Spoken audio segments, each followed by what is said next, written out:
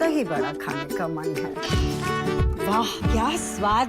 असली स्वाद तो MDH दही बड़ा रायता मसाले से ही आता है।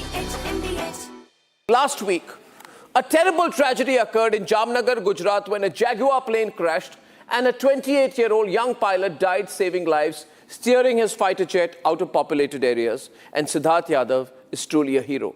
But beyond lamenting the death of a young air warrior, have we reacted to what we know about the very, very unfortunately aging Indian Air Force fighter fleet? Republic has its hands on 2 CAG reports on serious deficiencies in Air Force acquisition. And we are putting out only parts of these reports in national interest. And the fact is, not just the Jaguar, but also on other parts and aspects, the CAG reports, which have not come out in public so far, are very damning. As I said, I'm only putting out parts of the report in public interest because the system has to move fast to increase the efficiency and fighting capability of our great Air Force. Hiding the truth does not make sense anymore.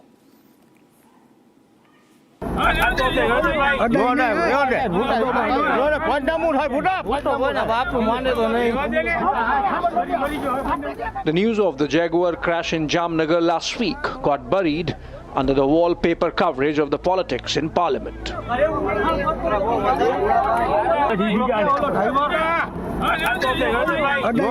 But the crash was also an act of martyrdom by the young 28-year-old Siddharth Yadav, who gave up his life trying to steer the plane out of a populated area.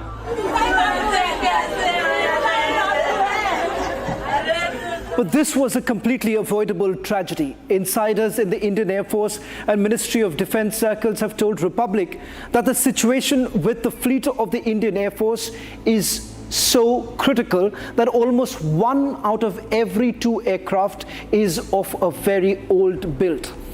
Not just that, they also blame the HAL for the current condition that the Indian Air Force is in. Having done some digging, Republic will reveal over the next couple of days the immense problems of the IAF fleet. According to the 2019 CAG report, for example, there are significant delays in procurement, leaving a gap in the operational preparedness of the Indian Air Force.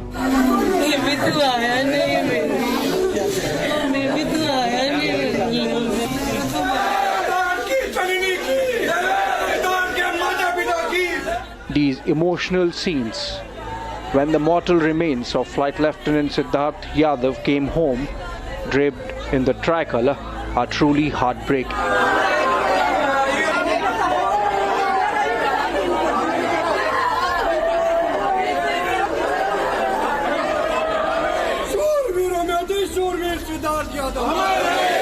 But whether because of the MOD bureaucracy that blames the IAF or the Air Force which blames both the MOD bureaucracy and Hindustan Aeronautics Limited, it's an entirely avoidable blame game.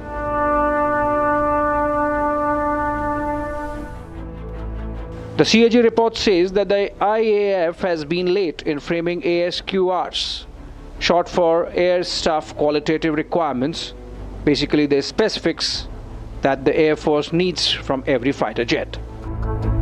Is that truly the only reason? This recent viral video of IAF chief strongly pulling up HAL personnel at the Aero India 2025 air show in Bengaluru is worth listening into. That is something that the chair should have sorted out by now. Because if you got 200 aircraft to order, then you still are worried about dependency. I can understand engine part. That is totally understandable. We never pushed. Now also we just ordering 99. I can only tell you our requirements and what our worries are. You have to alleviate those worries and make us more confident. We will. At the moment, I am just not confident of HAL. Air Force sources say HAL is running late on delivering and developing this Tejas alternative, which was seen as a solution to India's aging fighter jet fleet. The reality is that Indian fighter pilots are far better than their counterparts from other countries. with this visual of an Indian MiG-21 chasing Pakistani F-16s out of our territory, with Wing Commander Abhinandan even shooting one down being the best proof. The 2017 CAG report has a paragraph on installation of autopilots on the Jaguar aircrafts, pointing out that this critical flying aid was not procured fast and sufficient enough to protect the jets. The point is, even the best machines of the 1970s will be antiquated in 2025. Tomorrow, more details and truths that can't be covered up anymore.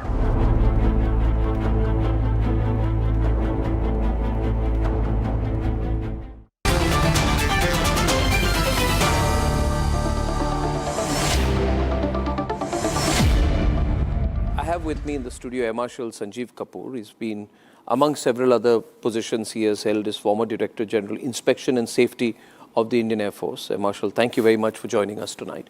It's a very seasoned panel we have. To his left is Air Vice Marshal P.K. Srivastava. Among various positions that he has held, has been former Chief Engineering Officer of the Fighter Base, which is relevant in this context, and you've been former Vice President of L&T Defence as well. Thank you, sir. Thank you. And to my right is Air Commodore Dr. Ashminder Singh Bahal, who's been former Deputy Commandant of the College of Air Warfare of the Indian Air Force. Thank you very much, sir. Thank you, sir. Sir, the fact is that I don't want to get taken with a CAG report, but let's cut the chase on this. Who's at fault here? And do we have a problem? Can we be as candid as possible? Yes, we do have a problem. What is the problem, sir? Problem is that we are behind in the curve, in the loop. Because the pace at which the tech is moving, the pace at which the development is happening globally, we are stuck in our procedures, which is taking too long. To put it as a normal example, by the time you order a phone, 2G is in use. By the time the SQRs and other things get approved, globally they are working on 3G. So they tell you, okay, go ahead and buy 2G. We say, no, we now want 3G. By the time 4G is launched. So we are always in a catch-up. Now, the CAG report says, and to some extent our sources in the civilian bureaucracy say, that the problem is with the Air Force.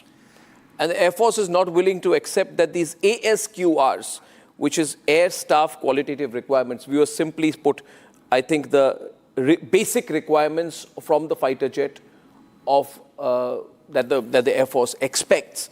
That the Air Force takes immense amount of time even framing the ASQRs, so the problem is with the Air Force. No, that is not true. Is that true, sir? No, that is not true. That is not true. Are you saying this just because you've No, it's not at that. the highest levels of the Air Force? It's not that. It's not that. See, the sad part is the people who are deciding and deliberating, they have absolutely no idea. They have never seen aeroplane. They have never dealt with these weapons and sensors and bombs.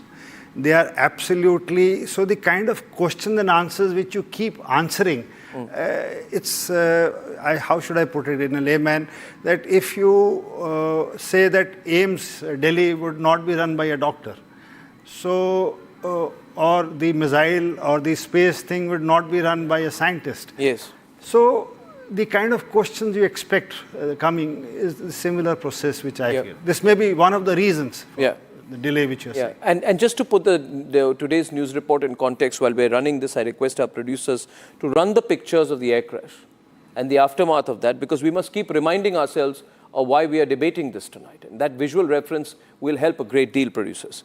Now the question is, Air Vice Marshal P.K. Srivastava, my question is to you. He's been quite candid. Let me say this.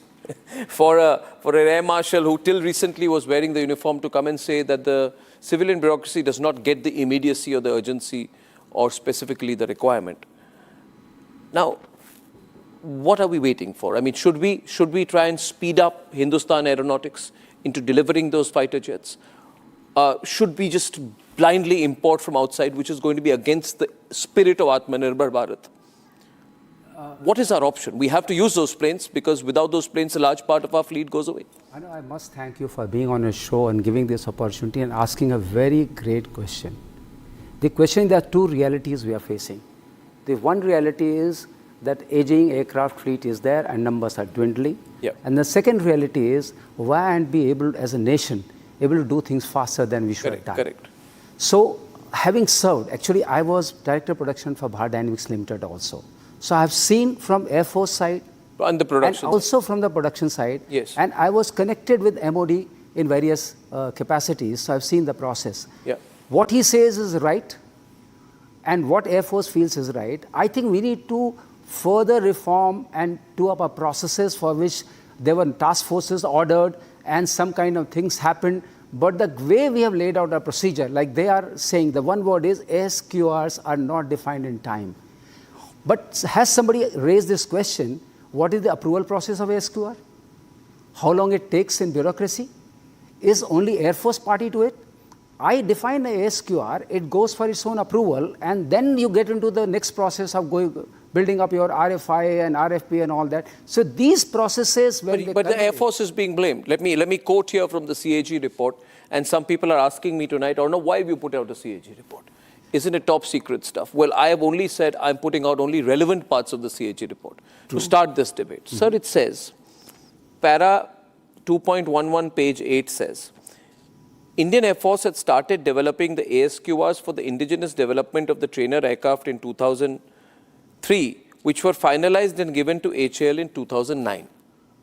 So the CAG says the Air Force took 6 years. So, is that the full picture? Allow me to say how it happens. Sir. I designed my ASQR today because I have done that job. Yes. You design the ASQRs today based on the inputs you have, the technology levels you have at that time. Yeah. But suppose when it goes through the process and you take another 2-3 years, the technology has already jumped forward. What do? Then redoing the ASQR again becomes my responsibility. Or you say, you have done this and I'm going to buy this only. Yeah. That's not going to work for me. Yeah. So we have to have what we suggested. We have to have some jump the technology or join the technology kind of narrative and some mechanism to do that. Yeah. That mechanism has to be fast enough, and in the times when technology curve is very fast changing, you have to really keep it very fast. So the process has to be looked at. Yeah. If as a nation we want to really improve upon it, instead of blaming the ASQR, we have to talk about what is our approval process and how does it go about and how it culminates into a product into the hands of, or how does it get inducted into Indian Air Force. Yeah. So while we are talking all this technical language, when I was speaking to Air Marshal Sanjeev Kapoor day before yesterday, he shared with me a personal association he had with Flight Lieutenant Siddharth Yadav. Would you like to share that? Why these pictures are so poignant for all of us? We can make this a technical discussion, but at the end of the day, a young 28-year-old pilot made a split-second decision that saved countless lives. We must not lose that, sir. I mean, would you want to mention Yes, that? I mentioned that because I was mentioning to you that when I was the commandant of the Air Force Academy, Sir. These young boys used to pass out from there. Did you know him? No, personally I didn't know him, but he was one of the cadets who was there. There are hundreds of them. But the issue which I was mentioning to you yesterday, day before, was that the upbringing is so enshrined in all these boys and girls that there is absolutely no hesitation when the time comes to take a decision. At that moment. Yeah, it at is that moment. Microseconds to a few seconds. Yeah. So the aircraft doesn't give you much time. So, you know, what happened here is that in those final moments, obviously he realized that something's wrong. Yes. The plane is going to crash. And he has a choice of saving his life. Absolutely. He has a choice of saving his co-pilot's life. Right? And he has a choice of saving the lives of thousands of people, you know. He first saves his co-pilot's life, Manoj Kumar Singh, and he ejects him. So is that decision taken by him? See, in this case, he was with a senior person. Yes. So what transpires you actually? You don't know. You don't know. But he did steer the aircraft yes, that out is of what the has come populated out, area. that he has taken it away from the habited area and taken it to an open ground. So that has come in the open media. I had mentioned in my tweet today morning was that The reasons could be anything. It could be a bird hit, it could be a technical failure, it could be We'll a find pilot out. error. We'll find out. So that the inquiry would find out. Yeah. But the people who are on ground Yeah. and the first-hand reports which have come, he has taken the aircraft away from the habited area. Yes. So, this, I don't want to be disrespectful of this aircraft, but because it's flying in the Indian Air Force, but it is a dinosaur aircraft, isn't it? The Jaguar, we are the only operator of this Jaguar, which is called the SEPE Cat Jaguar. Arnab, you Cat asking Jaguar. me this? Yes, sir. Okay, the first thing I'll say is that Jaguar has had till 2015 50 crashes. I'm sure you'll be knowing about 50 that. crashes. 50. Yeah. And since then, let's say even conservatively, if I put at 10 to 15 crashes, so we have had about loss of 65 aircraft since we bought it at 140. And there are numbers today are 115 with 83 operational. How frequent are the crashes of late? 2 aircraft per year is virtually the rate being maintained for most years. But I want to tell you something different. You mentioned CAG. I want to quote CAG. And the same CAG report has also said that the defense research organizations, 2/3 of the 175 projects have had a delay from 16% to 500%. And the best example is LCA. You look at LCA, it came into being in 1983, 1984. ADA was formed 2001. It flew first time. And thereafter, 2016, the induction started, July 2016. Till today, HAL has not been able to give us 40 aircraft. And it is not just the GE 404 engine. Isn't that because the Americans are not giving the engine? We need the G engine. They're slowing it down. No, now when we look at GE 404 engine, they already had that many number of engines for the first 40 aircraft. It is beyond that for Mark 1A that you need more engines. And let us be also very clear that it is not just the engine which is slowing down the Mark 1A. It is also the ELTA radar. It is also the integration with the Astra missile. It is also the integration with BrahMos. Now, I want to say something more on this. You have to give me that 2 minutes. You got it, sir. Yeah, most important thing is that I take lectures for DGCA, for safety management systems and risk management. That's right, sir. All accidents that take place do not take place in isolation. They take place when organization as a whole has failed. And what is HAL doing about it? HAL is the aircraft manufacturing or production agency, which means license production is done by them. Fourth line servicing is done by them. There are a lot of things which, if the quality is not good at the initial stages, when the aircraft are getting old, the replacement of the parts require much more faster dynamism than they would have required had they been, like, very simple example, the Maruti 800 that I bought in 1985 from Japan, which came from Japan, gave me better service than the Maruti 800 which was made in India. Now, what I want to highlight is that there are a lot of issues with respect to HAL also, which somehow are not coming up in this. And that is why when you showed the chief getting frustrated and saying, I have no confidence in you, I personally would like to endorse that and say I have no confidence in HAL. And it is one of the reasons why. Too extreme a statement. What is our alternative? We keep buying from foreign countries. I mean, how dependent can we be on foreign countries? No, look at the global scenario today. Is Trump going to stand with you at all times? No. Are the Chinese going to depend on American planes? No. I'm saying don't depend, but we have to develop our own. I mean, let me get a view on this side on that. What do you feel? He says completely almost the fault is with HAL. Can you give an equally strong response? We did try to make Kaveri engine. The Kaveri engine, we have too many verticals in DRDO, too many verticals. So there's an agency called ADA which is supposed to design aeroplane. There's another agency which is supposed to develop. HAL is supposed to manufacture. Then somewhere we decided to Gas Turbine Research Center which designed Kaveri engine. So Kaveri engine is a very good engine which they produced, but it failed to work in the extreme. So we can't experiment either, can we? In today's sixth generation aircraft situation, can we experiment? We wasted many years. It is giving a thrust of around 65 kilonewtons or something, but the requirement is around 75. We can't experiment there. So then the Air Force spent another time looking for an engine which is compatible to this airframe. So we lost time. Then we shortlisted GE 404 engines. Now, to have your other things compatible to this 404 engines, which was designed for Kaveri, had to be changed. So these are delays which have occurred. No, my problem is I think that what's going to happen is that this will all go into the twisted hands of diplomacy, depending on which country squeezes you more. We did a part requirement. We sort of bought this 35, 36 Rafale aircraft, but they were part of the solution. Why didn't we buy 126 at that time? Why should we have? Let me counter you. Why should we have? No. The Americans are only interested in selling us stuff. No. Will they stand by us? I'm not talking Will of they the stop selling F-35. F-16s to Pakistan? No, I don't want to buy the F-35s. And one thing I want to say, Arnab, here is, we got 30 squadrons of fighter aircraft today.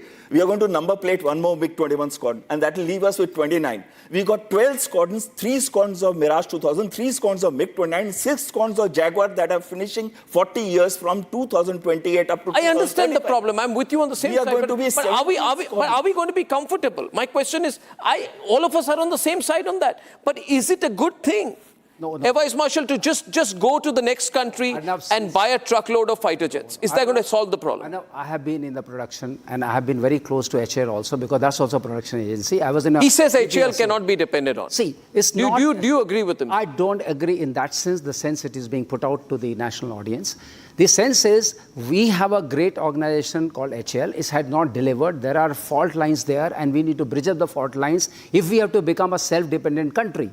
The basic idea being, as you raise this, if we buy everything from abroad, we'll remain as we are. So the fact is the Congress regime really messed up HAL.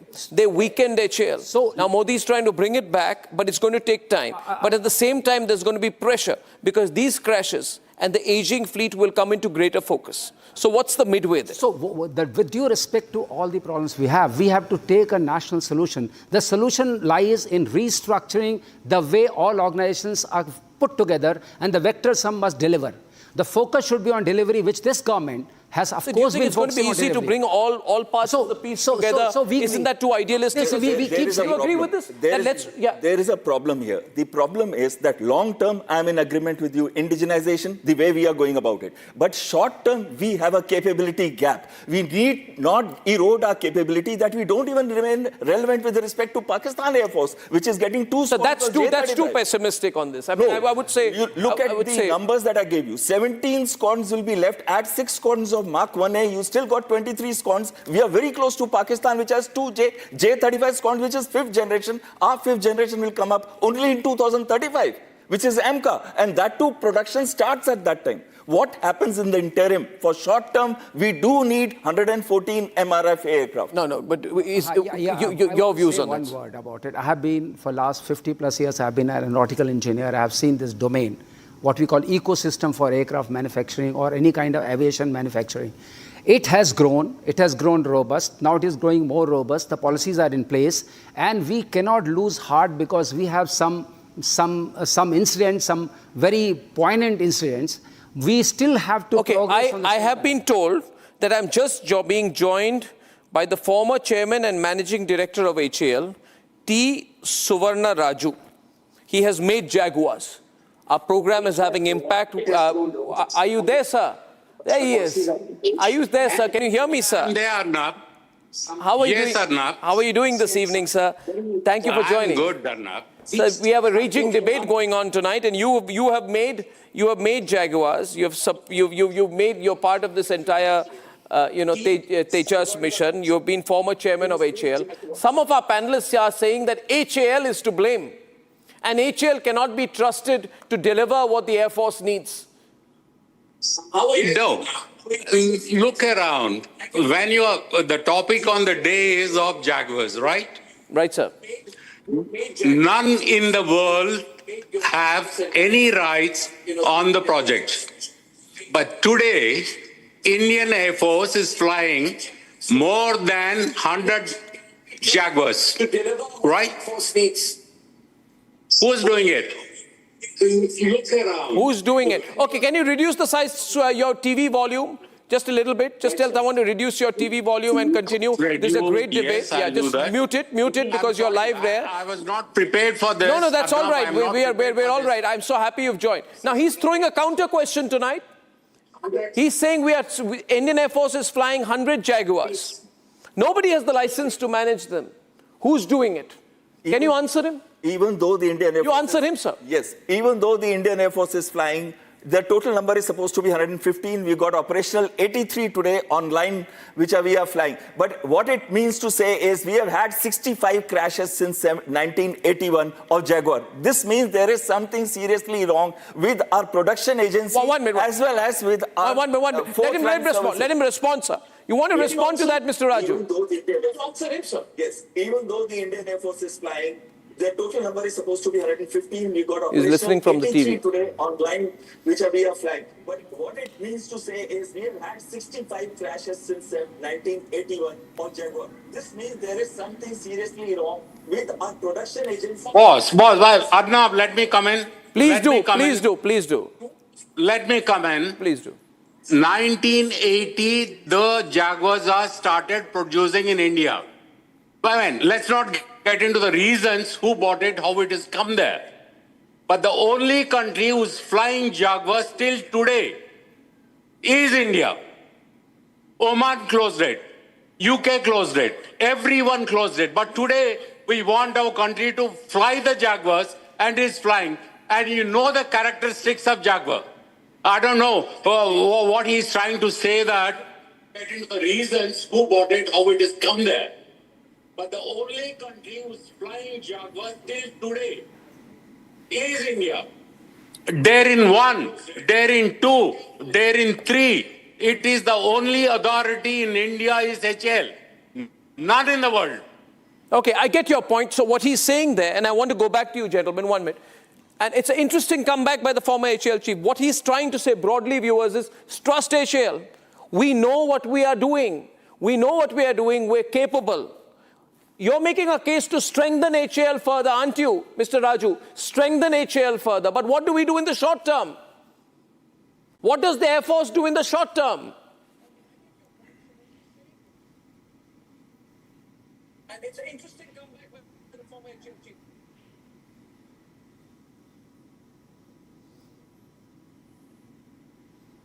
Is the audio going through? But he's listening from the TV, so it's taking some time. I need him to respond to that. He sure will in just a few minutes.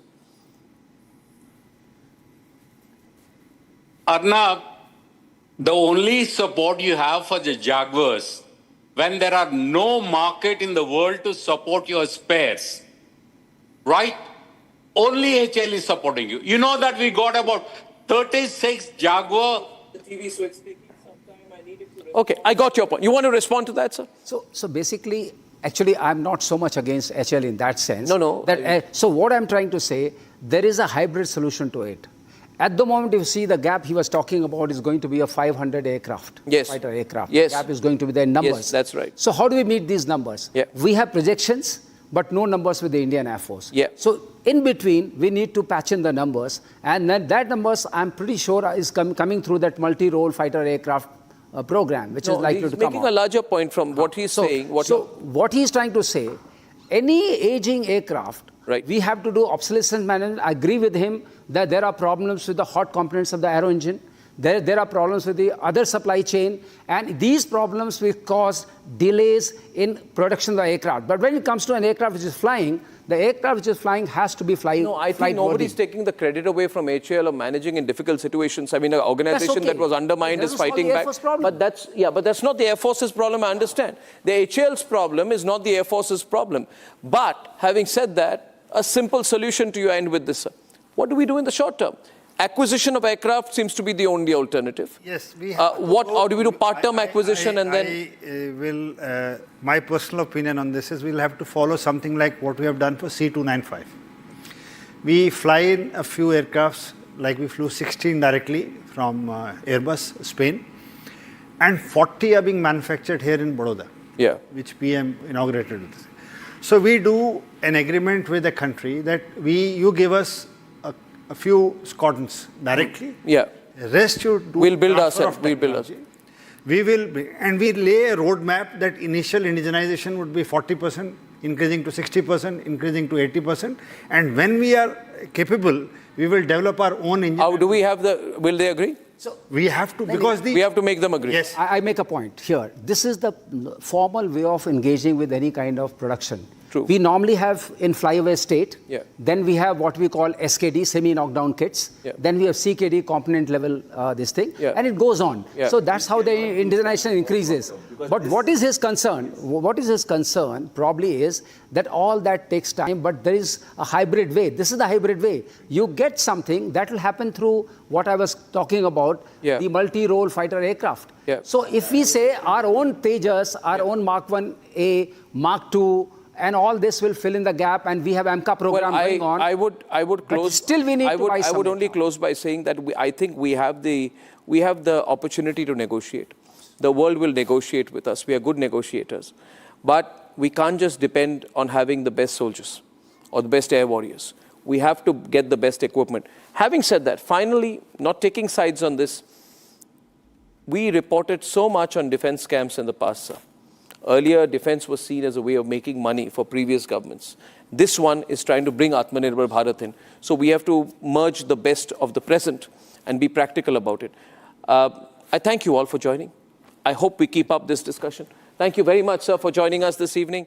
लाल रंग इसका अपार, तीखा कम है फिर भी स्वाद, बेमिसाल बेमिसाल MDH Kashmiri, MDH Kashmiri, MDH।